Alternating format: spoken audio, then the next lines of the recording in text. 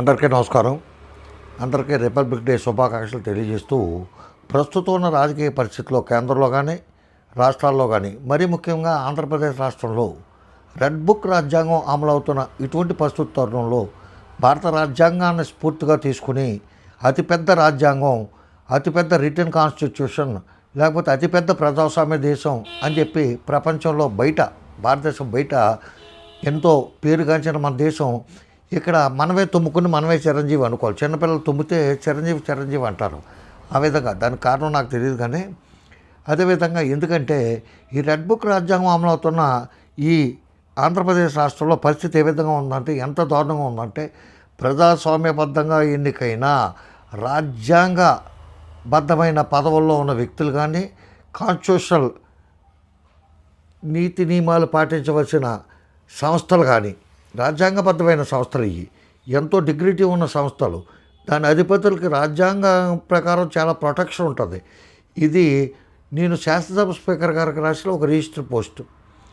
ఒక శాసనసభ్యుడి యొక్క అనైతిక ప్రవర్తన గురించి నాకు దగ్గర ఉన్న ప్రూఫ్తో అన్నిటితో ఇస్తే దానికి నాకు ఏ ఎండార్స్మెంట్తో రిజెక్ట్ అయ్యి వచ్చిందంటే, refused at office of speaker hence rejected.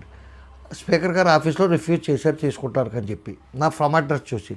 అసలు అందులో విషయం ఏంటి, ఎందుకు వచ్చింది, ఒక ఉత్తరం వచ్చింది, అందులో బాంబు ఉందో అని అటువంటి ఏమన్నా పార్సిల్ బాక్స్లో అయితే భయపడవచ్చు. ఒక రిజిస్టర్ పోస్టు అది అంత తిరిగి వచ్చింది.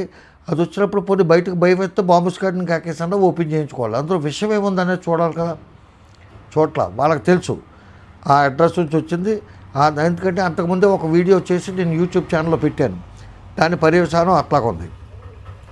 ఇకపోతే మా ఆచంట నియోజకవర్గం, అది మా ఆచంట స్థానిక శాసనసభ్యుడు, ఆయన గతంలో మంత్రిగా చేశారు, ఇప్పుడు 4వసారి పెనుగొండ ఎమ్మెల్యేగా చేశారు, ఆచంట ఎమ్మెల్యేగా చేస్తున్నారు ప్రస్తుతం. ఆయన 4వసారి ఎమ్మెల్యేగా గెలిచాడు. ఆయనకి పెనుగొండలో ఒక పార్టీ ఆఫీస్ ఉంది.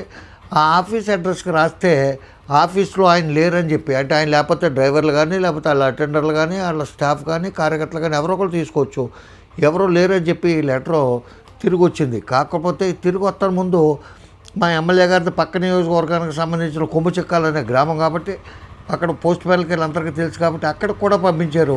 అయినా సరే లాస్ట్కి ఏంటంటే రిటర్న్ టు ద సెండర్ అని చెప్పి ఎండార్స్మెంట్తో నాకు తిరిగి వచ్చింది. ఇదండి మన ప్రజాస్వామ్యం కానీ, లేకపోతే మన సొంత దినోత్సవాలు కానీ, మన రిపబ్లిక్ డేలు కానీ, మనకున్న ప్రజాస్వామ్య భారతదేశంలో మనకున్న పరువు ప్రతిష్టలు కానీ, మనకున్న విలువ కానీ, ఒక కామన్ మనకున్న హక్కులు ఈ విధంగా ఎడుతున్న ఈ తరుణంలో ఈ పండగలు చేసుకోవాల్సిన పని ఉందా అని చెప్పి నా వ్యక్తిగత అభిప్రాయం. నమస్కారం. రామాంధ్రరావు. జై హింద్.